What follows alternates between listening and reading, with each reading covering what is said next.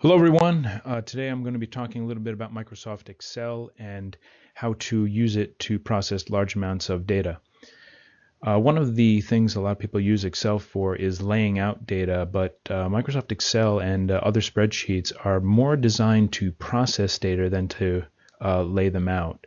As a result, people will often merge fields and create a spreadsheet that they really can't use to look at data in a useful way. So what we're going to look at is some data that I've pasted in here. Currently this is all plain text data. There's absolutely nothing special about it. The only thing it is text fields. And we'll be looking at how to make that a little bit more user-friendly and to make it a little bit more useful in processing and sorting and filtering this data. The two major concepts we'll be looking at are auto filtering and automatic conditional formatting. But first thing, I'm going to put some information in here that makes this a little bit more clear what this is. What we're looking at here is the actor, the character, and the number of times that character appeared in a particular season of the Game of Thrones series. You'll be familiar with that from some of the names you see here. One of the things we're going to want to do with the Game of Thrones characters for purposes of demonstration is be able to look at them based off of the house that they are in. I don't have that information here directly. If you look, I only have their last name, which is a pretty good tip-off of what their house is. So what I'm going to do is I'm going to add a column here for the house that the family is in. When you want to add a column to Excel, the way you do it is you click on the column header next to the one that is to the right of where you want that column to go. Excel is always going to insert that column to the left. When I right click on that column header, I get the context menu, and when I say insert, it in fact puts that column to the left. I'm going to name this column the house, and I'm going to insert a formula here that if you're interested you can take a look at. But what it's doing essentially is looking for the first space character in this name and then taking all of the characters to the right of that. I'm going to apply this formula to all of these cells. Now I could go through and manually type in Lannister and even paste it a little bit, but if there were thousands and thousands of entries in this spreadsheet, that would take forever, and I'm much better off automating it. So I'm using a formula to do that. Formulas aren't perfect, and you notice that in some cases I have a value indication here, meaning that the formula somehow came up with a problem. I also have a situation where I have of Tarth here, and the reason for that is that Brienne of Tarth has in fact two spaces in her name, and what we really want to say is that she is of House Tarth. Well, there's nothing wrong with me actually going in there and writing in Tarth. That's not going to affect the formula in any way. It might generate some errors in adjacent fields, but there's nothing wrong with that. The other characters we're having problem with are ones that have no house at all.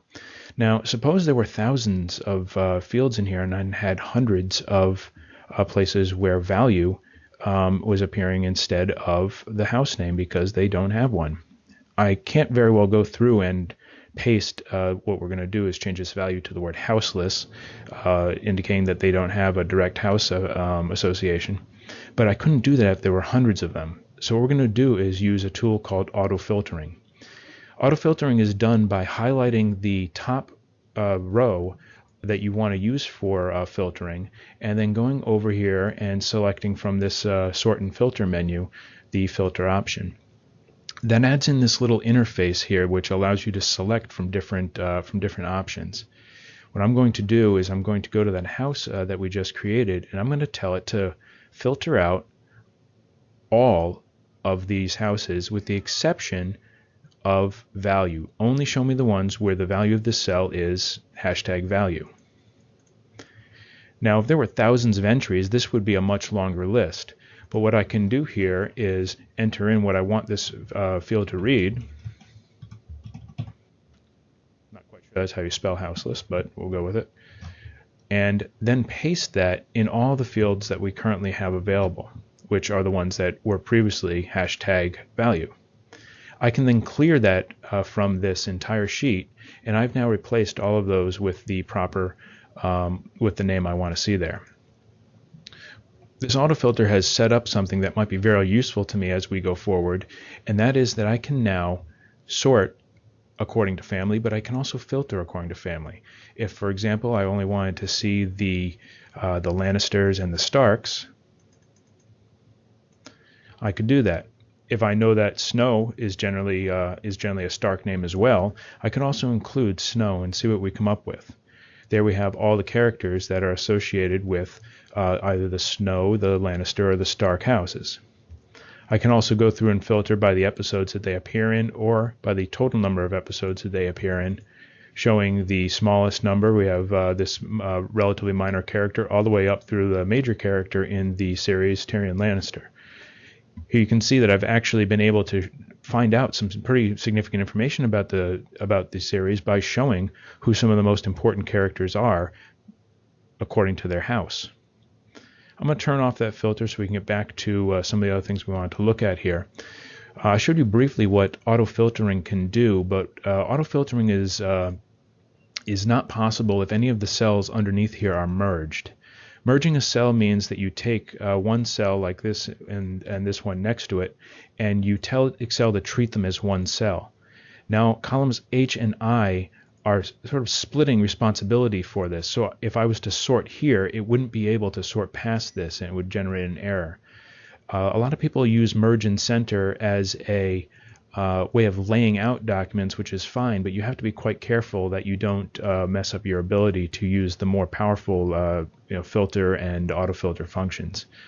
So what we're going to do is I'm going to turn off that filtering feature just for a moment, and I'm going to insert two more lines above this header row so that we can add some different information there. A little trick: when you highlight a number of rows or columns and you say insert, Excel will insert the number of columns you have highlighted above it. Now I'm going to use the merge and center here to identify what these S1s stand for. And I'm going to do that by merging the cells above it. Now there's nothing wrong with merging cells above, because they're not going to be filtered when I run that autofilter again. I'm also going to generally group this as character information.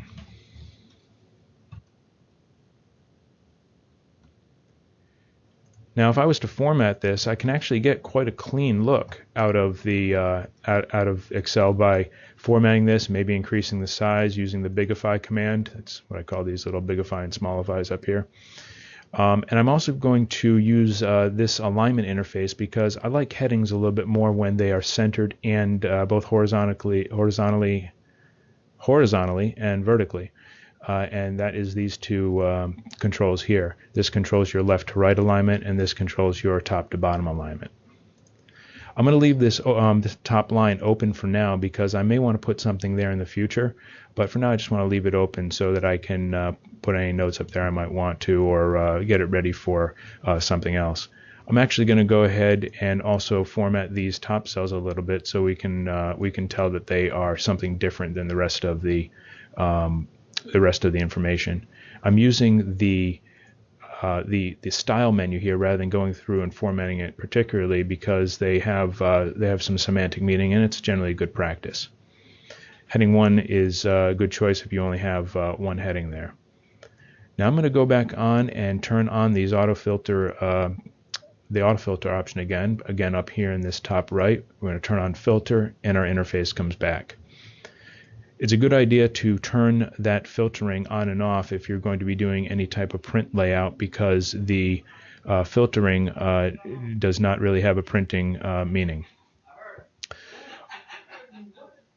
We're having a good time here. So the fields over here are the number of times each character appears in a given season. What I want to do is I want to give me some way of filtering that out so I can see who are the most the big characters are, who are appearing a lot of times in a particular season. So what I want to do is I want to give everybody that's appeared more than let's say 7 times as a character that is quite important, and people that we'll do 6 times, and anybody that's less than 3 times as less important, and anybody in the middle we'll just call it generally middle value. So the first thing I need to do for that is tell Excel that I want it to format these columns according to the value that's in them. and that is a feature called Conditional Formatting, which you can access here. There are quite a few options in here. These are preloaded things for different color scales and the like. I'm going to build one from scratch just so you can see the underlying logic here, and because I want to actually show you how the auto format and filtering can be used in conjunction. I'm going to create a new rule, and I'm going to tell it that I only want to format cells that contain a particular type of value. So the first thing I want to do is take care of the less important characters in a particular season. So where the cell value is less